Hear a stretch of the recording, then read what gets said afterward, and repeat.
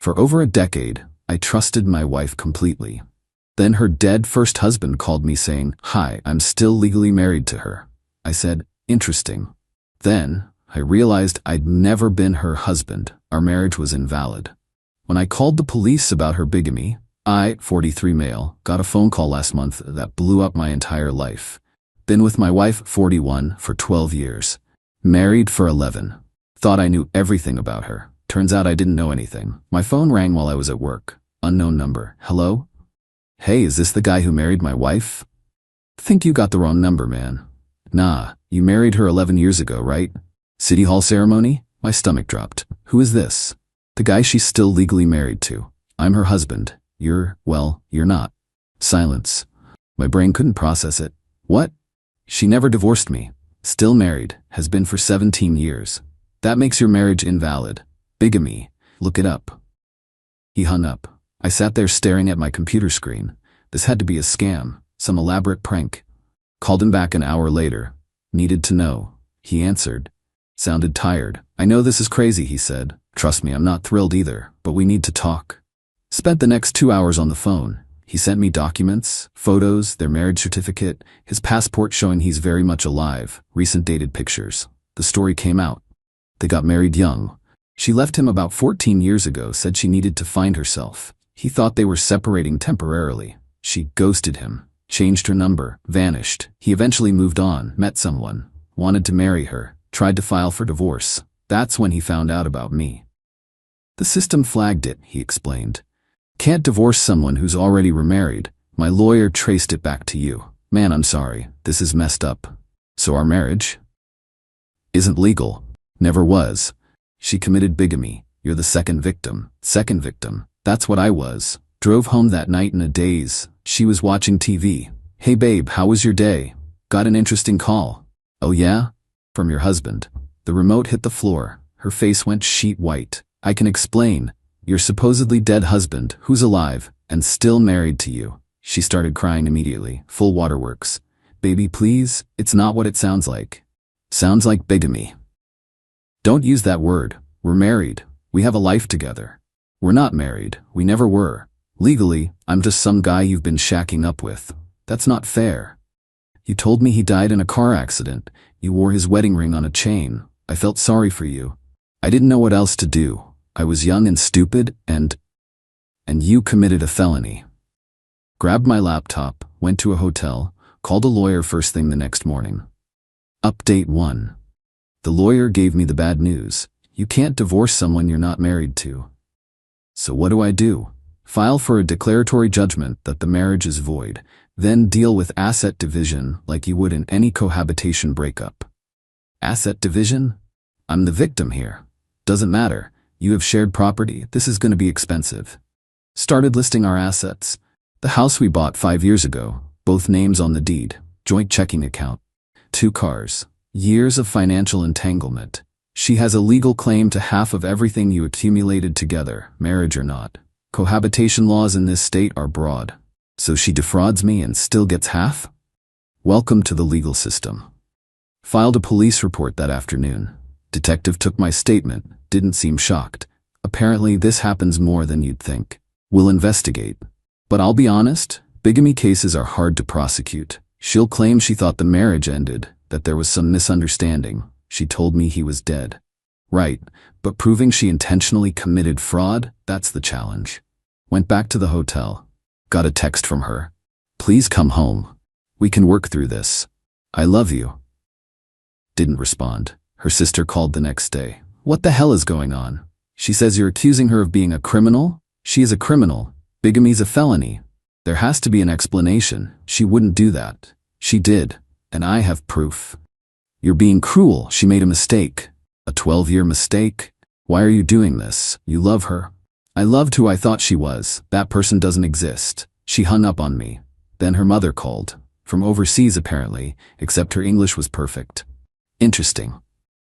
You are ruining my daughter's life. She ruined her own life when she committed fraud. This is a private family matter. You don't involve police. It's a crime. Police handle crimes. In my culture, we forgive. We work things out. Well, I'm not from your culture. And here, bigamy is illegal. She will go to jail. You want that? I want the truth, which I should have gotten 12 years ago. Started working with my lawyer on the civil case. Filed the petition to have the marriage declared void. Listed all our assets. That's when reality hit me. The house, I put down 60% of the down payment. She put 40, but both names on the deed means we own it equally. She gets half the equity. The joint account, about 15 grand in there. She has equal access. My retirement account. My lawyer thinks she might claim a portion since we were together during accumulation. This is insane. I did nothing wrong. I know, but the law doesn't care about who's at fault. You shared assets. She gets her cut. Got served with papers a week later. She'd hired her own lawyer. They were claiming we had a common law marriage, so it wasn't fraud. My lawyer actually left. Common law marriage hasn't existed in this state for decades. This is desperation. But it meant more court dates, more legal fees, more of my money going down the drain. Checked the joint account. She'd withdrawn 8 grand. Just took it. What can I do? Nothing. It's a joint account. She has every right. Closed the account immediately. Moved the remaining 7 grand to my personal checking. Documented everything. She texted, "Why did you close our account? That's financial abuse. You committed fraud. I'm protecting my assets. I need that money for rent. You're leaving me homeless.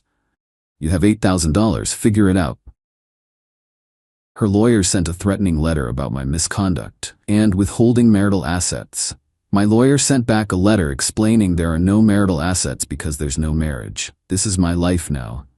Legal ping pong. Update 2. Her first husband's divorce went through. Took about 2 months. He was cool about the whole thing actually. Sent me an email apologizing for the mess. Seems like a decent guy. She definitely downgraded. But the finalized divorce meant something big. Documented proof she'd been married to him when she married me. The police investigation kicked into gear. Detective called me back in. We're moving forward with charges. Seriously? Found her emails with him. She knew she was still married, been in contact with him on and off for years. Told him she'd file for divorce eventually. She knew exactly what she was doing. Felt vindicated. Finally. There's more. Found evidence of another guy between her first husband and you. What? She was technically married to both of them at the same time. 6 months overlap. We're trying to contact him now.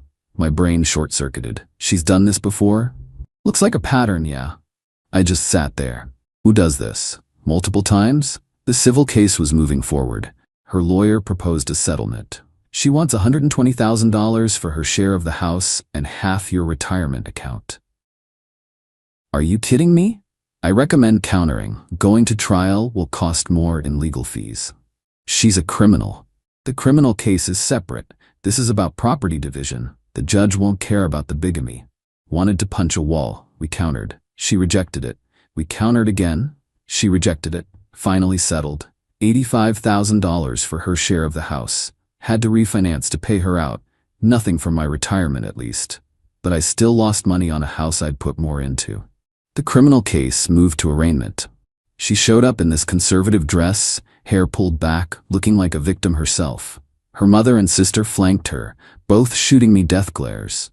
She pleaded not guilty initially. Her lawyer argued good faith misunderstanding. The prosecutor had the emails, proving she knew. She changed her plea to no contest. Sentencing happened a few weeks later. I showed up. She walked in looking sorry for herself.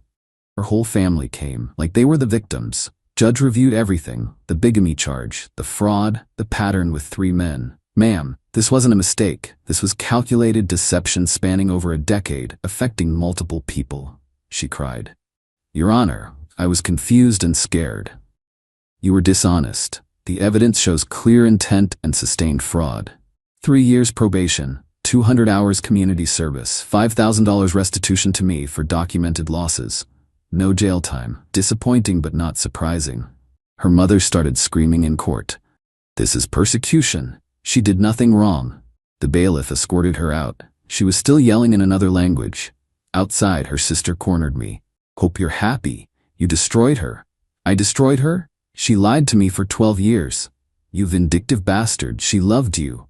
She loved my half of the mortgage payment. You never cared about her. Just about revenge." "I cared about her for 12 years. She cared about having a convenient situation. She called me more names and left. Standing there on the courthouse steps, I didn't feel victorious. Just empty. Tired. Done. Update 3. Few months since sentencing. Time to wrap this up. The house sold. After mortgage payoff and her settlement, I walked away with about $75,000. Should have been double that if she hadn't been entitled to half. Legal fees ate another $30,000. Criminal attorney consults, civil attorney for property division, financial advisors. All of it added up. The restitution payments from her are a joke. She's supposed to pay me monthly. She's missed 3 payments already. I could take her back to court, but honestly, I'm done. She lost her job when the charges went public. Worked in finance? They don't love fraud convictions. Last I heard, she's working retail, living with her mother. Her first husband reached out a while back. We grabbed coffee. Weird bonding over being her victims. You see any signs? He asked. Looking back, she was secretive, vague about family, always had excuses for why they couldn't visit. Same. Thought it was cultural. Turns out it was just lies. You doing okay? Yeah, dating someone new, someone who's actually single, he laughed. You? Not there yet. We still talk occasionally. It helps weirdly. My family took it hard. My mom loved her, welcomed her into the family. Feels betrayed too. 12 years of lies, she said over dinner. How does someone do that? No idea, Mom. You okay? Getting there. Started therapy. Being in a fake relationship messes with your head. Trust issues, questioning everything, wondering what else I missed. The therapist keeps saying it wasn't my fault, that she was skilled at deception. Intellectually, I get it. Emotionally? Still processing. Dating seems impossible. Tried some apps, few first dates, couldn't get past them.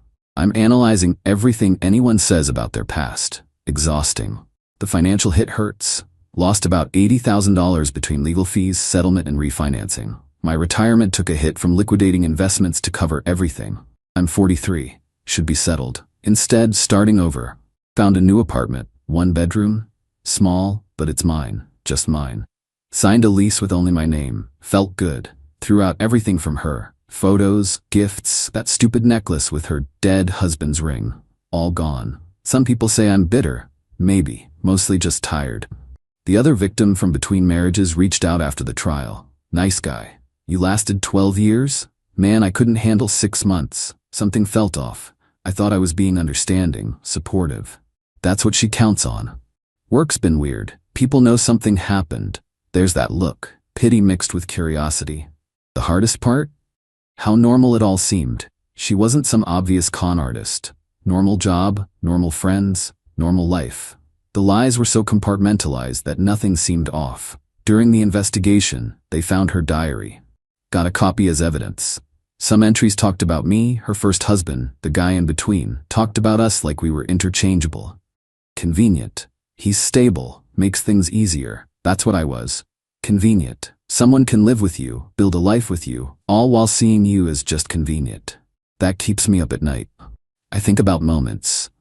Anniversaries. Times she wore that necklace. Every I love you, were any real or just maintenance?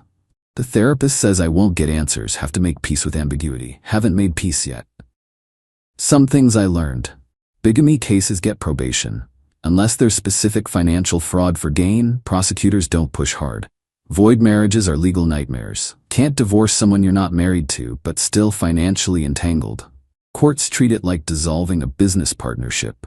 Trust but verify isn't paranoia. It's basic sense. Silver lining. I'm only 43. Could have found out at 60 with 30 years invested and no kids. That would have been infinitely worse. My friends have been good about not saying they told me so, though a couple did think she was weird about her past. I didn't listen. Lesson learned.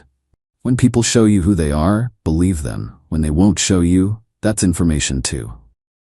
Ran into her former coworker last week, grocery store. She gave me this look. Hey, sorry about everything. Thanks. None of us saw it coming. She seemed normal at work. She was good at seeming normal. You doing okay? Getting there. That's my answer now. Getting there. Is it true? Some days yes, some days no. The anger's mostly faded. Now it's just frustration at the waist. 12 years, thousands of dollars, emotional energy, all for something fake from the start. But I'm functioning, working, paying bills, seeing friends. Life continues. Started volunteering at a legal aid clinic for fraud victims. Might as well use this experience for something. Turns out lots of people deal with relationship fraud. Makes me feel less alone.